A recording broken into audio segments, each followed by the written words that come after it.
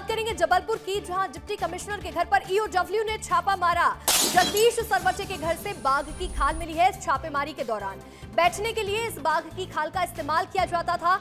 EOW को छापे में 7.25 करोड़ की प्रॉपर्टी भी मिली है। बाघ की खाल मिलने से वन विभाग एक्टिव हो गया है, तो वहीं वन विभाग ने अब इस पूरे मामले की जांच शुरू कर दी है।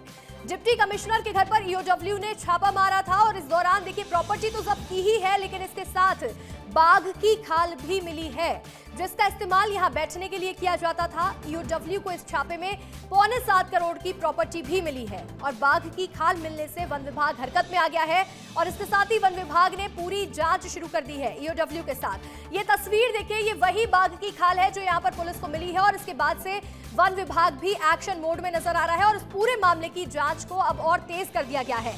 ईओडब्ल्यू ने यहां पर शिकंजा कसा था डिप्टी कमिश्नर जगदीप यहां सरवटे के घर पर और इस दौरान यहां से बाघ की खाल भी मिली है, जिसका बैठने के लिए इस्तेमाल किया जा रहा था और ऐसे में अब वन विभाग भी अलर्ट मोड में नजर आ रहा है। बड़ी खबर आपको जबलपुर से बता दें, जहां जगदीश सरवटे के घर से बाघ की खाल मिली है। अधिक जानकारी के साथ हमारे सहयोगी जुड़ रहे हैं दुर्गेश साहू।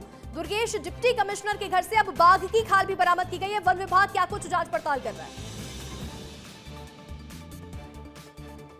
देखिए, बहुत बड़ा खुलासा है, क्योंकि एक भ्रष्ट अधिकारी के घर अनुपातहीन संपत्ति तो मिलती ही है, लेकिन उसके घर में अगर बाघ की खाल मिलती है जो पूरी तरह प्रतिबंधित है, जिस पर सख्त कानून बनाए गए हैं, उसके बावजूद भी एक अधिकारी के घर में बाघ की खाल मिलना वाकई हैरान करने वाला और इस बात की ओर इशारा कर रहा है कि जगदीश सरवटे के कॉन्टैक्ट कितने गहरे थे, या यूं कहें कि उसका धंधा कितना ज़्यादा हैरान करने वाला था कि शायद वो बाघ की तस्करी, बाघ के मानव जो अंग होते हैं, बाघ के अंग होते हैं, उसकी तस्करी का भी काम करता था।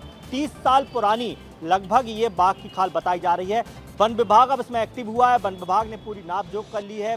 ये जानकारी लगाई गई है कि 30 साल पुरानी है और इस मामले पर वन विभाग की बड़ी कार्रवाई करते हुए जो जगदीश सरवटे की मां को गिरफ्तार किया गया है और उनसे अब सख्त पूछताछ की जाएगी। जानकारी मिली है कि आज जगदीश सरवटे की पत्नी और बेटे से भी इस संबंध में पूछताछ की जाएगी, क्योंकि बाघ की एक खाल मिली है। इसका अंदेशा लगाया जा सकता है कि शायद बाघ के दूसरे अंगों को भी या तो बेच दिया गया है या फिर कहीं और रखा गया है। निश्चित तौर पर ईओडब्ल्यू की टीम तो अपने हिसाब से कार्रवाई कर रही है, लेकिन अब इसमें वन विभाग भी इन्वॉल्व हो गया है और वन विभाग अब इसमें पूरी गहराई से तफ्तीश कर रहा है कि इसमें और कौन कौन लोग शामिल हैं, बाघ की खाल मिलने में, और कौन कौन कहां से ये बाघ की खाल आई, क्यों आई, कहां रखी गई थी, किस कारण से रखी गई थी, क्या और भी बाघों की जो अंग है वो यहाँ के इस घर पर लाए गए हैं या कहीं और सप्लाई किए गए हैं। इन तमाम सवालों के जवाब जो है अब वन विभाग तलाश रही है, लेकिन निश्चित तौर पर अनुपातहीन संपत्ति का यह मामला नए नए खुलासे कर रहा है। 7.5 करोड़ से ज़्यादा की अनुपातहीन संपत्ति अब तक जगदीश सरवटे के ठिकानों पर मिल चुकी है।